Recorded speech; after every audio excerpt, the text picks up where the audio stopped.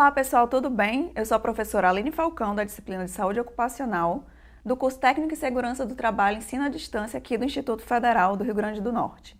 Hoje nós estamos recebendo um convidado bem especial, nosso tutor, Elielton Pedrosa, que é fisioterapeuta do trabalho.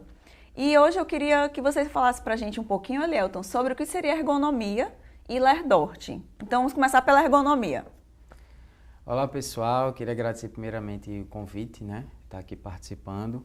Espero poder esclarecer o máximo de informações possível para vocês. Sobre a ergonomia, eu poderia dizer, dar uma definição que a ergonomia seria um estudo do homem, do trabalhador, com suas tarefas, com o estudo, a relação dele com suas ferramentas que utiliza, o mobiliário que ele está utilizando, os equipamentos, as ferramentas, tudo isso que gira em torno do trabalho dele. Esse estudo sendo um estudo saudável, onde garanta o máximo de desempenho possível e de forma eficiente. Seria isso. Sobre a Lerdort, a Lerdort, na verdade, ele é um conjunto, Antigamente se nasceu somente com o termo Ler. Na época, inclusive, de Charlie Chaplin, onde se tinha aquele trabalho repetitivo. Então, LER seria o quê? Lesão por esforço repetitivo, justamente pelas atividades, não só aquela época, com o tempo até com o avançar da tecnologia, foi surgindo os computadores, a digitação, então os movimentos repetitivos, muitas vezes desenvolviam problemas para a saúde dos trabalhadores, que seriam caracterizados por essa repetitividade, sim, que aí dá o caráter do nome LER, lesão por esforço repetitivo. A DORT nasceu num conceito que o INSS trouxe em 1998, onde significa DORT, D-O-R-T, distúrbio osteomuscular relacionado ao trabalho. A intenção e o foco desse distúrbio era mostrar que não só a repetitividade, mas a contração estática, ou seja, aquele segmento que fica parado por muito tempo em determinada posição, pode gerar dano também à saúde daquele trabalhador. E essa contração estática, dependendo do tempo que ela fica, ela pode inflamar certos segmentos, como, sim, por exemplo, os nervos, os tendões, as bursas, os ligamentos. E aí, com esses dois conceitos, se criou a Lerdort, não só com o caráter de repetitividade, mas com o caráter também de por um tempo muito prolongado de uma determinada posição, por exemplo, de um braço e de uma perna. E como a gente pode estar estabelecendo um link entre a ergonomia e a Lerdort? Como você poderia estar orientando o pessoal que está nos assistindo? A Lerdort, como ela existe, na verdade, ela é uma série de doenças envolvendo aí, que tem a questão da repetitividade e a questão da contração estática, do segmento parado por muito tempo. Ela tem uma relação direta com a ergonomia, porque a ergonomia ela estuda, como foi falado, o trabalho e suas atividades que realiza, ferramentas e tal. Então, tudo isso que o trabalhador utiliza, se ele utilizar de maneira inadequada, se ele utilizar de maneira errada, se ele usar força demais, se ele usar muita repetitividade, pode ocasionar a Lerdort. E como a ergonomia estuda tudo, estuda não só a questão do mobiliário, a parte física que envolve o trabalhador, estuda as ferramentas que ele utiliza também, estuda também a organização do trabalho, que envolve muitas coisas. A organização do trabalho envolve, por exemplo, a monotonia, se existe monotonia naquele trabalho, sim, se o conteúdo do trabalho dele é um conteúdo muito alto ou é um conteúdo baixo,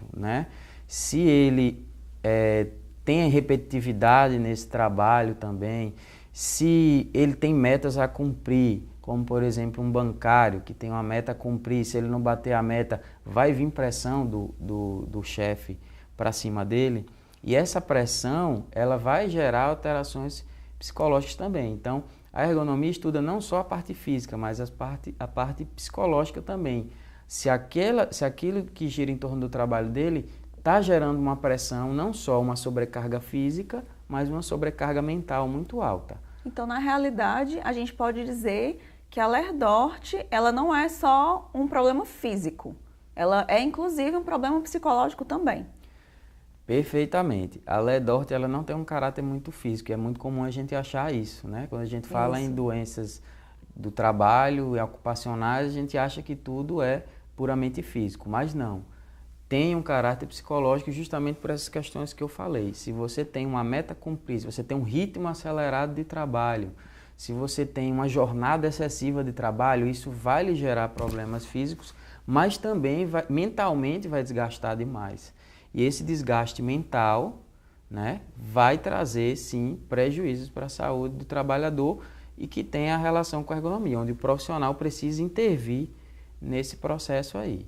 Então, de forma resumida, a ergonomia tem o link com a Lerdort a partir do momento que a Lerdort, além de ser um problema físico, vem esse problema psicológico, um problema de organização do trabalho, de mobiliário, tudo isso se junta e faz esse link entre a ergonomia e o que seria a Lerdort. Isso, perfeitamente. É preciso que os empresários, né, os profissionais tenham essa consciência de trabalhar, né, de trabalhar essa parte da ergonomia dentro das suas empresas. Porque muitas vezes o funcionário adoece de problemas ergonômicos, né, que são problemas psicológicos e físicos, porque a demanda de trabalho é muito alta, a jornada é alta, é excessivo, o ritmo é excessivo e tem que se propor melhorias, mudanças para que aquele trabalhador não adoeça por essas questões, né? Então, já que você falou um pouco sobre propor melhorias, quais melhorias a gente poderia estar sugerindo para os profissionais que provavelmente vão ter algum problema com Lerdort? Como a gente pode estar prevenindo, na realidade, o surgimento da Lerdort nos trabalhadores? Existem muitas medidas, né, preventivas e corretivas, ou enfim, de promoção à saúde, que tanto previnem como auxiliam na melhora, muitas vezes, de uma doença já instalada ou para se instalar, né? Existem muitas medidas, uma delas que muitos já conhecem é a própria ginástica laboral, né, que é feita por alguns profissionais especificamente. Essa ginástica ela vem no intuito não de emagrecer, não de deixar ninguém forte, mas de relaxar muitas vezes a musculatura, principalmente relaxar aquelas musculaturas que estão demasiadamente sendo utilizadas naquele trabalho e fortalecer aquelas musculaturas que não estão sendo utilizadas decorrência do seu trabalho. Vamos dar um exemplo aqui, um funcionário que trabalha, por exemplo, num ambiente de escritório, onde tem que digitar, processo. Então, ele utiliza muito pouco suas pernas. Ele utiliza muito mais suas mãos para digitar, né, sua cabeça para estar olhando. Então, eu vou relaxar essas musculaturas que eu utilizo mais na ginástica e vou fortalecer as pernas, alongar as pernas também, para poder eu não ter problemas, né, que possam vir surgir uma Lerdort, né? Então, a ginástica laboral, ela tem que ser adequada ao tipo de trabalho que é exercido no local. Perfeitamente. A ginástica tem que ser adequada, tem que ser feito um estudo de quais setores vai ser implantada aquela ginástica, e uma metodologia adequada para avaliar melhor quais são os grupos musculares que precisariam dessas questões. Como foi falado, não só essa medida é uma medida preventiva, existem outras, né? Uma delas que eu posso citar também, fora as medidas de qualidade de vida, né, que tem diversas, né, como o próprio shiatsu, que seria aquela massagem, né, a massagem na cadeira para o funcionário, mas o estudo ergonômico dos postos de trabalho. O estudo ergonômico dos postos de trabalho vai garantir uma avaliação melhor do que está ocorrendo naquele trabalho, por que as pessoas, os trabalhadores estão adoecendo naquele posto de trabalho, que possa ser melhorado. Então, um profissional especializado, como por exemplo um fisioterapeuta do trabalho, um médico do trabalho, ou até mesmo outros profissionais, como design, fora da área de saúde, eles podem fazer um estudo ergonômico mais específico para cada setor, para cada posto de trabalho. E esse estudo ergonômico, ele vai garantir, ele vai conseguir diagnosticar, né, quais seriam os principais problemas que o trabalhador está tendo para que seja sugerido melhorias, né? Sugestões ergonômicas de melhora. Só um questionamento. O diagnóstico, ele é feito de uma forma específica para todos os tipos de Lerdort, ou cada tipo de Lerdort vai ter o seu próprio diagnóstico? Como que está sendo trabalhada essa área de diagnóstico hoje? Na verdade, assim, falando da parte da fisioterapia do trabalho e da parte da ergonomia, o diagnóstico ele é feito por posto de trabalho. A gente analisa, por exemplo, a gente pega dados, por exemplo, de locais, dos setores ou dos postos de trabalho que estão adoecendo mais, que tipo de doença é, né? Por exemplo, é uma lombalgia, né? É uma hérnia de disco, está tendo muito problema de hérnia de disco ou lombalgia naquele setor. A gente vai fazer um estudo ergonômico a partir de ferramentas que se utiliza para avaliar as questões de organização do trabalho, a questão do arranjo físico, a pressão por produção, o ritmo de trabalho. A gente avalia tudo isso, a partir desse diagnóstico a gente identifica qual é o problema. Identificando qual é o problema, a gente sugere as melhorias. Essas ferramentas ergonômicas são muito utilizadas hoje, né? É como se fossem sistemas informatizados que a gente utiliza com planilhas de Excel ou com outras planilhas dentro de um computador. Avalia em loco, né, no local de trabalho. Sim. E vai para o sistema para avaliar se aquilo ali está gerando ou não sobrecarga. Associado a isso, recentemente eu fui para um congresso em que a gente pôde detectar que existem outras formas de diagnóstico que a gente possa diagnosticar realmente a doença, que foi justamente a sua pergunta. No caso, são equipamentos novos. São equipamentos novos, na verdade já existem há um certo tempo nos Estados Unidos, mas que estão procurando utilizar esse equipamento agora, que seria a termografia, que eu vou explicar para vocês. Essa termografia, ela vai poder, pelo menos, dar um norte, identificar algo diferente no corpo do trabalhador. Eu vou usar uma câmera específica, onde ela detecta a emissão do calor, né, da região corporal. Então, digamos que eu tenho uma tendinite do lado esquerdo, no ombro esquerdo, né, e eu quero analisar se os dois ombros eles têm a mesma temperatura. Se no ombro esquerdo essa temperatura estiver maior aos olhos da filmagem da câmera, eu vou ter uma noção de que aquela temperatura, de que aquele ombro esquerdo possa ter um processo inflamatório. Porque o que é isso? O calor emitido em demasia, dentro da região do corpo aqui, ele denota que há um processo inflamatório ali. Pode ser que desse lado direito esteja normal, mas aqui a quantidade de corrente sanguínea, de sangue que passa na região sendo excessiva, parece demonstrar que há um processo inflamatório maior. E isso facilita o diagnóstico para o profissional para investigar melhor, até sugerir exames que possam realmente confirmar um diagnóstico de uma Lerdort, por exemplo. Então, na realidade, essa termografia, ela ajuda a identificar que existe um processo inflamatório, mas não necessariamente ela já vai mostrar que seria uma bursite ou uma tendinite.